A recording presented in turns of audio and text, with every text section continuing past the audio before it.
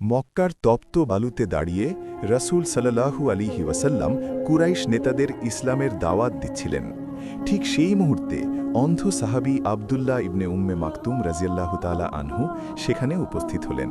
তিনি নবীজিকে বললেন, হে আল্লাহর রাসূল, আল্লাহ আপনাকে যা শিখিয়েছেন তা আমাকে শেখান। কিন্তু রাসূল সাল্লাল্লাহু আলাইহি ওয়াসাল্লাম তখন ব্যস্ত ছিলেন বড় বড় কুরাইশ নেতাদের ইসলামে দীক্ষিত করার কাজে। বারবার বাধা আসায় নবীজির কপালে সামান্য বিরক্তির চিহ্ন ফুটে উঠল এবং তিনি মুখ ফিরিয়ে নিলেন। তিনি ভেবেছিলেন এই নেতারা ইসলাম কবুল করলে হাজারো মানুষের কল্যাণ হবে।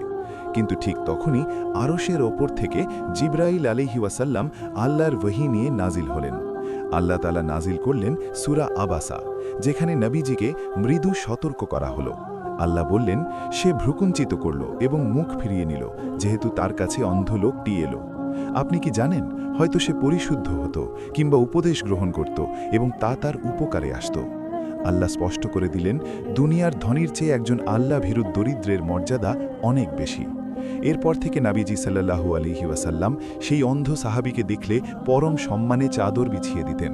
তিনি বলতেন, স্বাগতম তাকে, যার ব্যাপারে আমার রব আমাকে সতর্ক করেছেন। এই ঘটনা আমাদের শেখায়, আল্লাহর কাছে মানুষের বিচার হয় তার অন্তরের তাকওয়া দিয়ে। ধনী বা গরিব নয়, বরং শুদ্ধ আত্মাই পরকালে নাজাতের একমাত্র মাধ্যম।